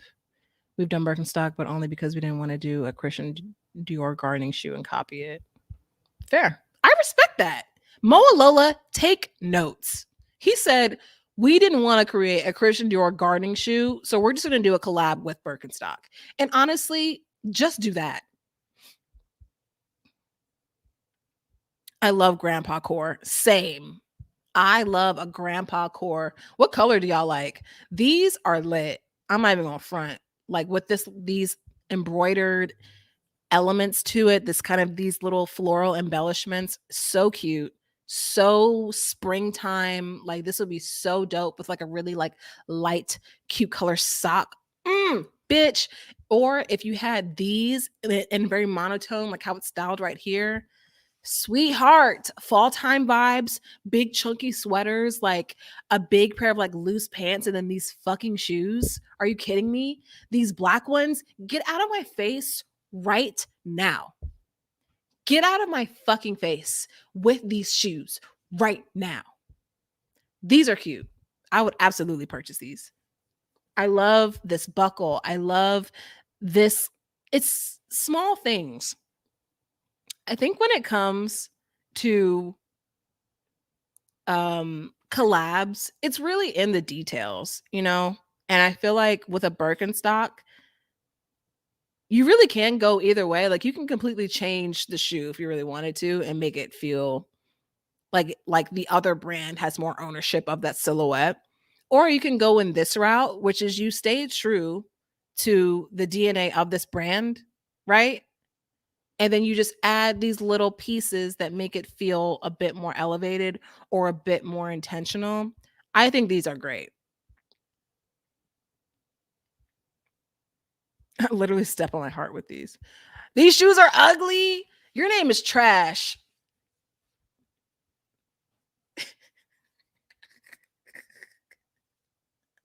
Your name is trash. I think these shoes, listen, I know that grandpa, what do we call it? Grandpa core. I know grandpa core is not for everybody, but it's for me. Because one thing about me, I am not going to be in a shoe that is uncomfortable. Period. I am not going to be in a shoe that's uncomfortable. No, ma'am. No, God. And these are great. The muted gray is a little easier to put together, though. I agree. Nah, these shoes look dusty. Nah, the black I can see. The black, very, very, very easy to look dusty. They look dusty in the reference photo. So I understand your perspective 1000%. And I would even agree with you on that point. So maybe don't get the black, but that gray is hitting. And if they come out, y'all already know if they come out with like that Yeezy kind of like color that's like this, like that yellowy kind of tan color, it's game over. It's game over. It's curtains for you hoes. And you know it. And you know it. And you know it. They drop in June. Big Daddy Tommy at 50 said they drop in June. Shit. How much they hitting for? I don't even know. I don't know. They haven't released pricing yet, but I'm assuming they're probably going to be around the 500 price point. It's low key giving $395. It's giving $350, $395. If they want to be nice to us, it'll be around the $350, $395 range. But these could go for easily like 500 plus. Like five. It's giving me like 550 to 675 range.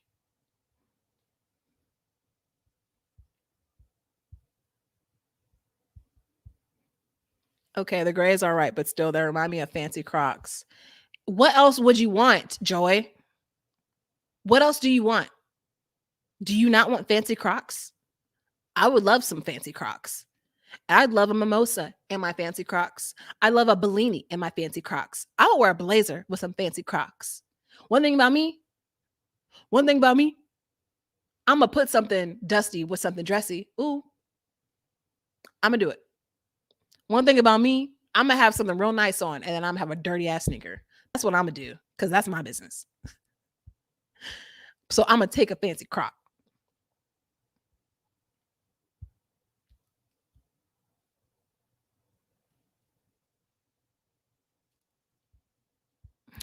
Bobby from State Farm. I don't rock with him, but imagine how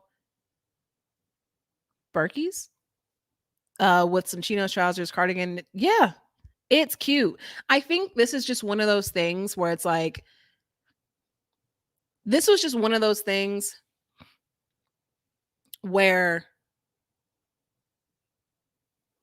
if it's either you or it's not, you know, similar to Crocs, like Birkenstocks, this collab, it's gonna be for you or it's just not. It's not gonna be something that's gonna grow on you. It's not gonna be something that you're gonna see over time and you're gonna be like, you're gonna change your mind about it. I feel like it's just, it is. This is what it is.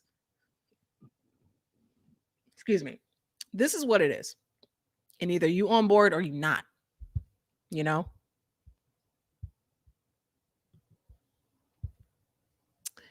And lastly,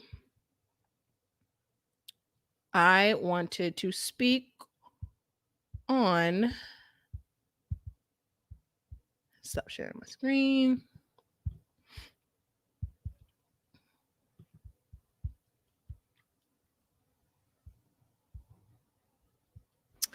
I wanted to just really briefly talk about the lack of representation in these collabs that I'm seeing.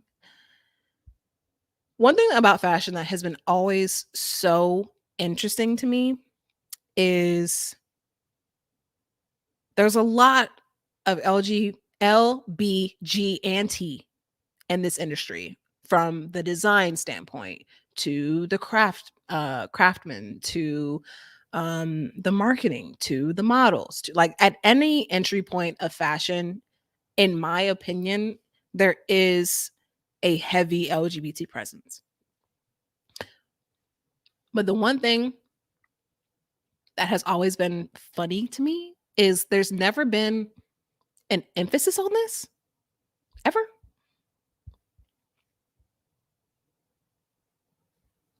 Um, and the only example that I could pull to show y'all, it's a little graphic, so prepare yourself. Yeah, if there's any, if any of y'all have kids, or any of you, if any of you are children, maybe, you know, whatever, y'all have seen a dick before. Anyway, I should stop that. We've all seen balls. We've all seen a peen. It's fine. Anyway,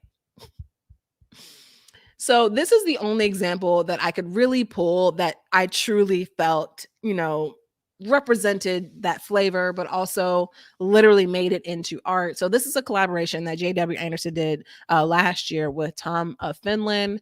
And I believe it's similar to the Adidas and Prada collabs where they kind of like come out with a new drop. So this is a constant relationship and they just come out with these newer pieces, however many months in between.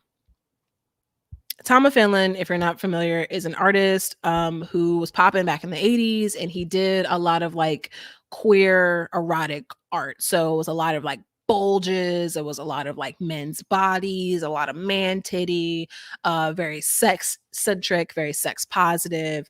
And you can see that in everything. And these are pieces from the Jade Anderson, Tom of Finland collaboration that they did.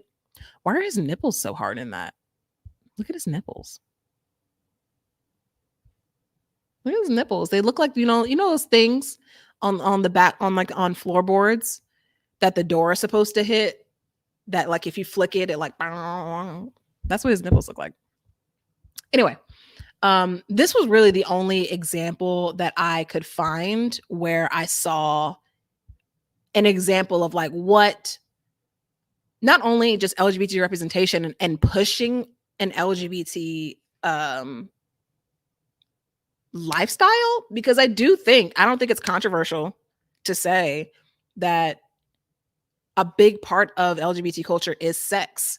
And I think that that has a lot to do with the fact that we just don't have the platform to explore it. There's no platform to learn about it. A lot of it we experience later on in life, because in high school, middle school, whatever, we didn't have, the opportunity to, you know?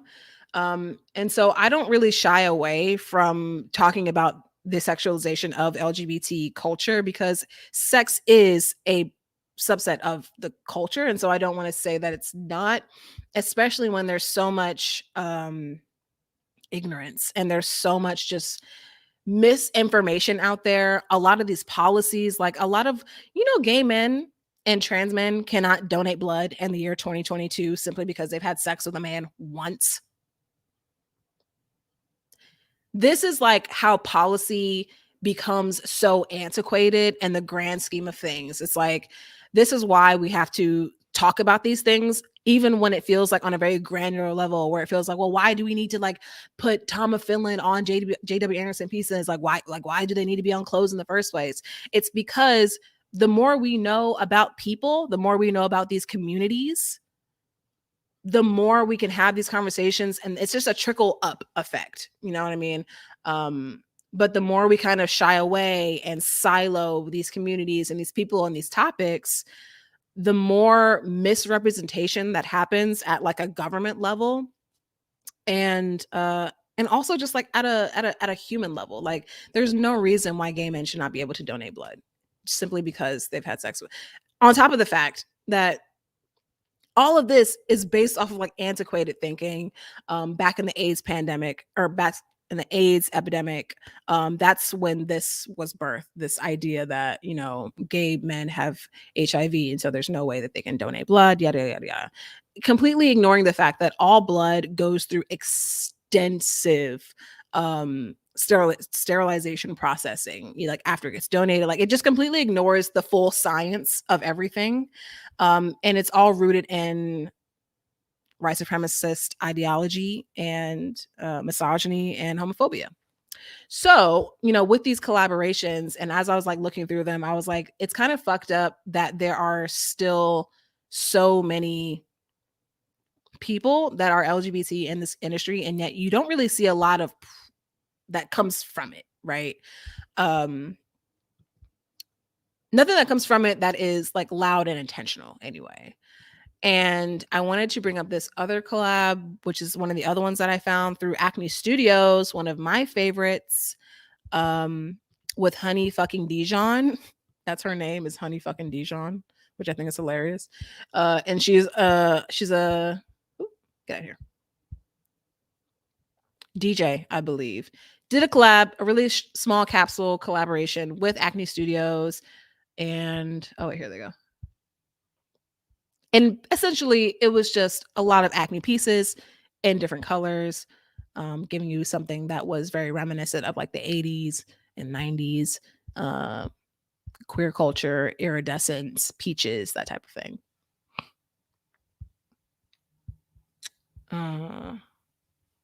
Hello?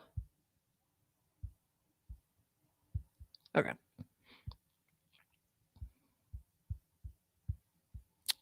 Same in Canada. Only way gay men could donate is if they were celibate for 2 years. That's bullshit. People are sexual or non-sexual regardless of orientation. It bothers me so much that gayness is associated with hypersexuality. That doesn't represent me, bruh. Fair.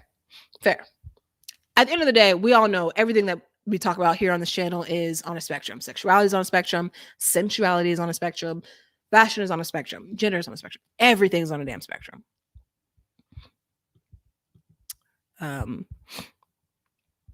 But I wanted just to give y'all some facts on LGBT representation in the industry, just so that when this video is over, when this live stream is over, you can just take it with you, along with all the really cool lit ass shit that we saw throughout this whole live stream, and just take this information with you. Okay. So 18% of LGBTQ employees report that they would not recommend that others like them apply for a job in the fashion industry. 18%. Under that. LGBTQ plus employees say that there is greater inaccessibility to the fashion industry for them than for straight employees, which is such an interesting fact because you would think the opposite. Like, it's almost when it comes to aesthetics and fashion, there's almost been this like stereotype of like queer people are the ones that have the taste. More specifically, queer men are the people who have the taste.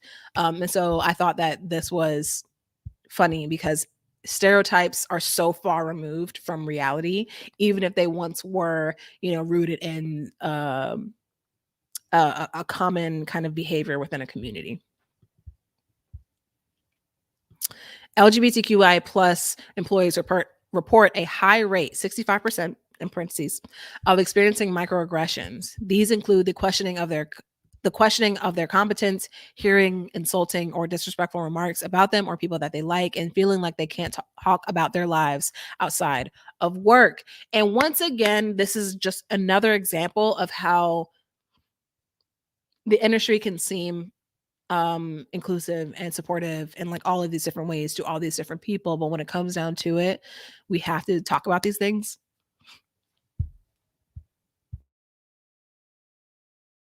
Had to clear my nose. We have to talk about these things in order for there to be that trickle up effect.